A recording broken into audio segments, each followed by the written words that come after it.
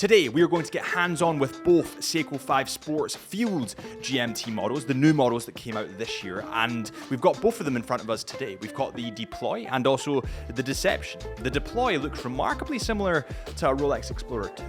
But let's have a look. Let's get in depth with both of these models. Welcome back to the Chisholm Hunter channel. My name is Harrison, as always. And I was digging through my stats the other day and I realized that 82.9% of you that watch these videos haven't yet subscribed. Before you watch this video, if you could do me a huge favor, hit that subscribe button. I'd really appreciate it. Both of these models have pretty similar specs. They both come in at 39.4 millimeters in diameter. And I must say, they wear pretty nicely on the wrist, especially the black variant, which is actually in stainless steel with a hard exterior coating of black. I don't know why they didn't just use PVD. Maybe there's more attraction to the fact that it's stainless steel, and it is still pretty heavy. Both of these models come in at 13.6 millimeters in thickness and come in at about 47.9 millimeters lug to lug. And the lug to lug is a little bit longer than I would have thought. The lugs are quite elongated and look a little bit more elegant rather than sporty, I would say. Now, it's not a bad thing, it's just my perception. Now, when we look at the thickness of this model, you need to bear in mind that on the Deception model, the black variant that's not black PVD, it's black hard coated, according to Seiko's website. It does have kind of a leathery NATO style strap on it, and that pushes this watch further off the wrist than it originally would have sat, because you've got kind of the double pass NATO leathery strap going underneath it. So it's not as thin as you might think. Now, with regards to the strap, I'm really not keen on the black leathery styled strap. It doesn't feel great to me. However, the bracelet on the other model that looks remarkably similar to a Rolex, that's nice. For the money, it's pretty good. However, something that I'm not as keen on that bracelet is the flap at the bottom. Now, this is something that I'm not really keen on any models that use that. It's just a little bit cheap to me. However, it does have a deployant clasp, and it is a Seiko model that is pretty cheap. And apart from that, it's pretty good. There's nothing to really flaw. Looking a little bit closer at the case of this watch, both of them come in stainless steel, apart from this one has a black coating. However, on the back of this watch, where it has an open case back, you can see that stainless steel. And I quite like the contrast between that black, I don't want to say PVD, I keep wanting to say PVD, but it's not PVD. Between that kind of hardened black steel and the normal stainless steel, it's a really nice contrast, especially with the black strap, although I'm maybe not as keen on the black strap. Now, something to bear in mind is that these are water resistant to 100 meters, however, do not have a screw down crown. They are automatic watches, however, they don't have a screw down crown, which is kind of frustrating to me. I would kind of have a bit of anxiety about taking this in the sea for that reason. Both of these watches, in typical Seiko fashion, have hard lax crystal, and that hard lax crystal is kind of curved, and it actually looks quite nice. However, this isn't to the same quality that sapphire crystal is.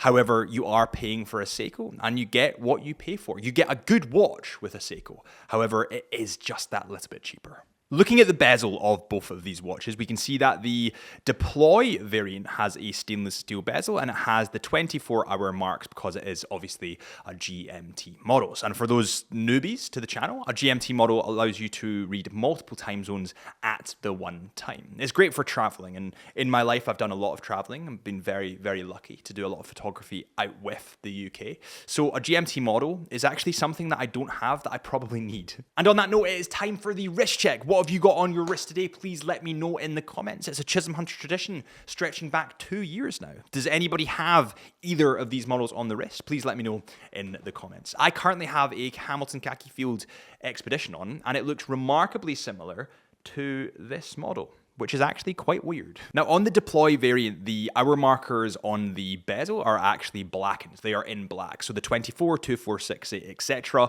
all of them are in black. And there's actually a really nice contrast between the stainless steel and the blackened hour markers. And it's quite readable. You know, from back here, I need glasses normally, but from back here, I can definitely read them. Whereas on the Deception model, although it technically looks cooler, and it does look cooler, it's maybe not as functional because the black hour markers are also on a black bezel. So when I hold it back here, all I see is black. The dial on both of these watches are in black, and a key difference between the two models is where you kind of have a whitey, really light white looking kind of fill to the hands and the numerals on the stainless steel variants, not the black variant. I suppose they're both stainless steel. You get what I mean.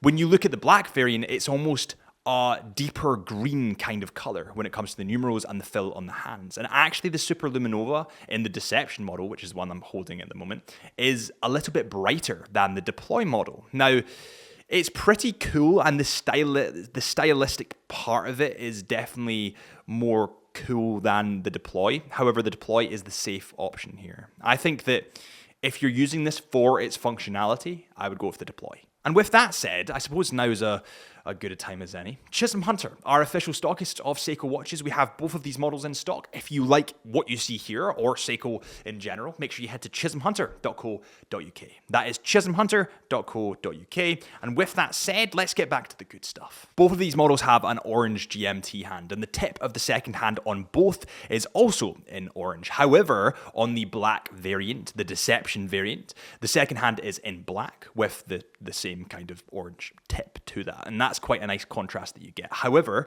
something that I would say is sometimes the second hand blends in with the black dial behind it. So functionally, you're looking at the stainless steel model. 100% is the better option functionally. But stylistically, if you want to be cool and you want to be a bit edgy, then yeah, the Deception model probably does it for you. Both of these models have a date window at the 3 o'clock mark. Now, if you guys have been subscribed for a while to the channel, you'll know that I'm just not a fan of 3 o'clock date windows. In my eyes, it kind of puts the dial, the face off axis. It draws your eye to one side, whereas it should be drawn to the center. 6 o'clock date windows are what I like to see in kind of more sporty watches. However, it's a good thing that for the price they've included it. With that said, the date window is slightly not aligned. Now, I have noticed that, especially when we were looking through the macro lens at this watch. It doesn't scream off axis, but it is just kind of annoying for my OCD. As you can see here, both models have pretty damn good Super Luminova. However, I would say that the black variant is marginally brighter. It's a little bit darker green and just that little touch bright. Let me know what you think. I'm waffling. Both of these models actually have open case bags, which is pretty awesome for a model at this price. Again, we'll go over the price at the end. But let's talk about the movements real quick. The movement in these models is the caliber 4R34, and this is an in-house movement from Seiko, which is of course fully automatic. And in the back of these watches, you can see that little rotor spinning round. It has 24 joules, beats at a vibration of 21,600 per hour, and has 41 hours of power. It has a central hour, a minute and second hand, and a date window, and obviously GMT functionality. Right, so we've kind of covered all the specs of these watches, but what are my thoughts and feelings overall? Now, the one in my right hand, the Deception watch, the black steel or whatever you want to call it variant, comes in at £380, whereas the stainless steel Deploy model, the Rolex Explorer 2, pretty much comes in at £410. Now, for £410, you're getting a pretty damn functional watch that looks pretty sexy. Is never going to be the quality of Rolex Explorer 2, obviously, given the price. But for those like me that might never get to a Rolex Explorer 2 price point, this is a pretty good alternative. It's a pretty damn good watch. You know, I really like Seiko. I really like how transparent they are. I really like how everybody kind of knows what to expect with Seiko. With that said, I do think that Seiko release a hell of a lot of watches, and it's actually quite hard to keep up with the amount of watches they produce. I wish that they would produce less, but maybe focus in on little niggles that we have on each watch. You know, we like Seiko for being Seiko, for having kind of cool stuff. I mean, I have a Snoopy watch Seiko that's just awesome. But I wish that they would iron out those tiny little niggles that we watch enthusiasts pick up on. With that said, you need to remember that you're not paying $3,000 for this watch, you're paying 300 quid. Thank you guys so much for watching this video. If you have enjoyed, please hit that subscribe button or follow us on Instagram, Chisholm Hunter Watches, and I'll see you guys real soon.